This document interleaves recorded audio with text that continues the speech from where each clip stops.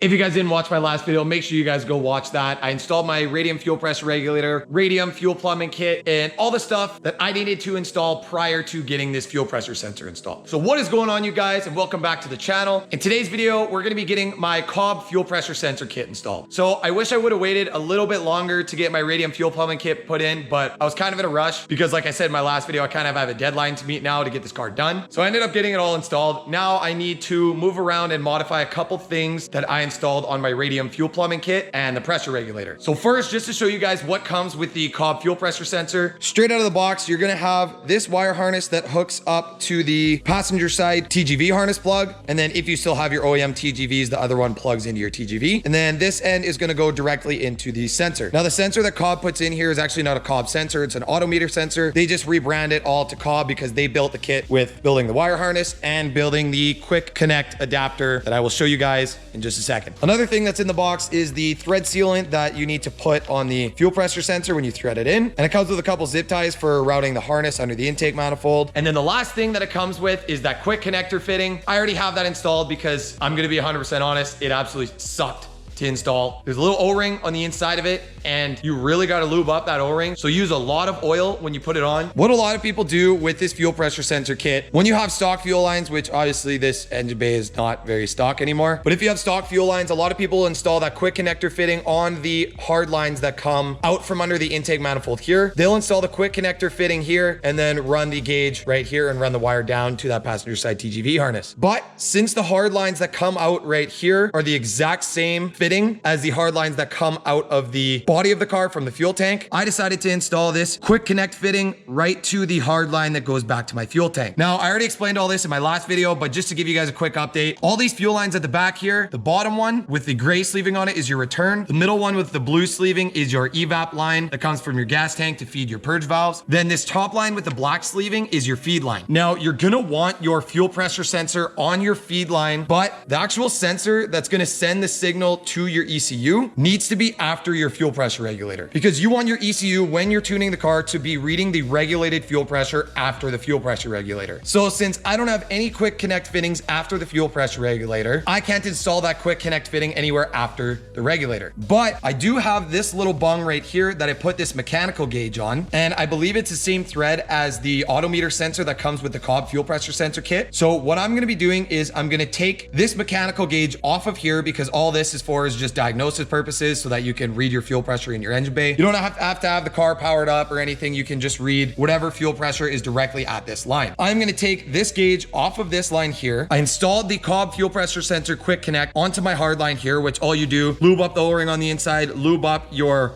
hard line, and then you're gonna push this sensor right onto the hard line and it should just click in to the hard line. So what I'm gonna do is I'm gonna have to cut this fuel line because obviously it is way too long to fit to there, because I cut this to fit that factory hard line, not with this Cobb fuel pressure sensor adapter. What I'm gonna do is there's two thread holes on either side of this adapter here. And what I'm gonna do is I'm gonna put a block off plug in one, and then on the other one, I'm gonna thread in my radium mechanical pressure gauge. I'm gonna move this pressure gauge to here so that it just reads pressure that's coming from the fuel pump. And then I'm gonna install the autometer gauge after the fuel pressure regulator on this fitting here. That way I have this gauge reading fuel pressure coming straight from the fuel pump. And then after the regulator, I have the electronic gauge sending the signal to my ECU so that my access port then displays the regulated fuel pressure. That was a lot of words and it might've sounded super confusing, but we're gonna get this thing installed and it'll make a lot more sense once I'm done. So first thing I'm gonna do here is I'm gonna take the block off plug that goes in the quick connect fitting that Cobb supplies, and I'm gonna get that installed. Just put a little bit of this Loctite thread sealant on the threads just so that you don't run into any issues with any leaks. Once you get that thread sealant on, you're gonna just thread that into the quick connect fitting right there. You're gonna take a 3/16 Allen key and just snug it up. Don't over tighten it, just get it nice and snug till it feels tight. Now what I'm gonna do is I'm gonna rotate this quick connect fitting around so that I can have my gauge facing the top. Then I'm gonna take an 11mm wrench and I'm gonna take off my radium mechanical fuel pressure gauge. I put this on super tight, so this is gonna suck. There we go. Oh my God. Knock the camera. Just screw this off there. I had some Teflon tape on this, so I'm gonna take that off. Now I'm gonna take some fresh Teflon tape and retape this radium fuel pressure sensor. Now that that's taped up, I'm gonna get this threaded into the Cobb fuel pressure sensor quick connect adapter. And just get it hand tight, as tight as you can. Now you're gonna take your 11 mil wrench and you're gonna tighten it about 1.5 to 3 turns, just until you get it tight enough where it's sitting in the spot that you want it. And let's leave it right about there. That way I can read it facing this direction. Now what I'm gonna do is I'm gonna take this odometer fuel pressure sensor. I'm gonna put some thread lock sealant on the threads. And then the hole for this, I had it rotated up so that I could read this mechanical gauge. But I'm actually gonna get this installed, loosen off these fuel lines. I'm gonna rotate it down so that you can't see it, so it's more hidden in the engine bay, because I don't want this ugly thing with a wire running to it sitting at the top of the fuel lines.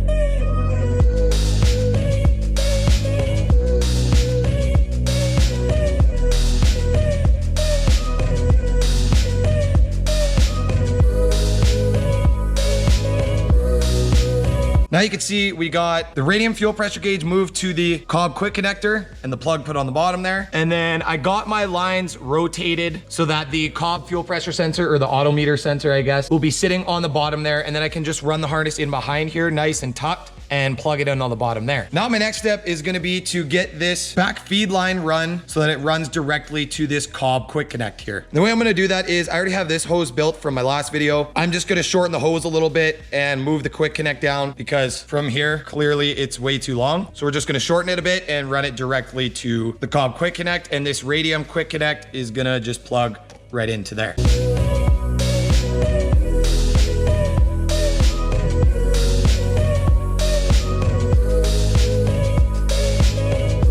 All right, so now I got this feed line cut and reinstalled. I put the braid back on. You can't really see it because of the electrical tape. There's not very much showing, but it looks better than just the black line. That was a really tight fit, to be honest. I had to cut the hose a couple times to get it to work, but I think it should be all good. I also had to pull this evap line way over there to get this to fit. I'm gonna have to bend it back somehow so that it sits here. I'm gonna bend it so that I can route it maybe back down behind the master cylinder and just vent to atmosphere, because I'm not running any purge valves. But now that I got all those hooked up and all the fuel lines are tightened again, I'm gonna turn the key to get fuel pressure in the system, and let's hope none of the new sensors I installed are leaking. Turn the key, get the fuel pump going. You cycle it a couple of times, get pressure there, and let's go check for leaks. All right, there we go. So our fuel pump pressure is 40 PSI. I got no leaks here, no leaks on this side of the quick connect that Cobb gives you. I got no leaks on that bottom plug that I put in there. And I don't have any leaks on the fuel pressure sensor that I put in either. And no leaks on these lines. All right, now that I got the fuel system primed and there's no leaks, now I can start running the wires for the fuel pressure sensor on the bottom here.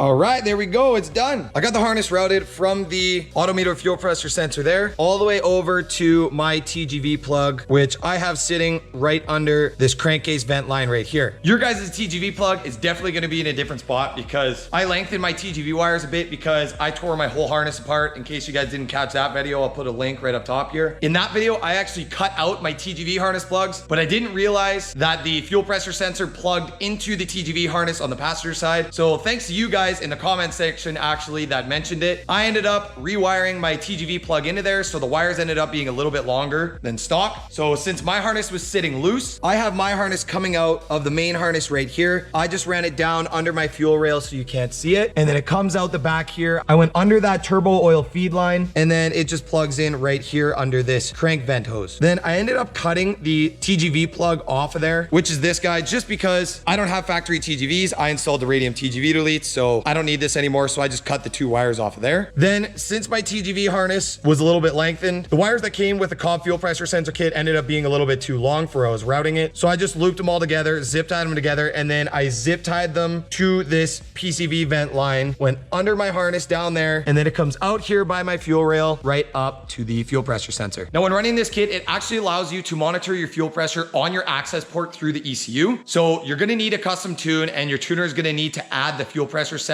monitor onto your access port, or else you're not gonna be able to add a fuel pressure sensor as a gauge option on the access port. But other than that, that's gonna be it for this video. I just wanted it to be a nice, quick, easy install video, just because I didn't include that in the video when I installed my Radium fuel plumbing kit and the fuel pressure regulator. So that's where I'm gonna end this one. Hopefully this one helped you guys out. If any of you guys are installing the Cobb fuel pressure kit with the Radium fuel plumbing kit, or with any other fuel pressure regulator, it'll be relatively the same thing. Peace out, you guys. Thanks for watching. I will catch you in the next one.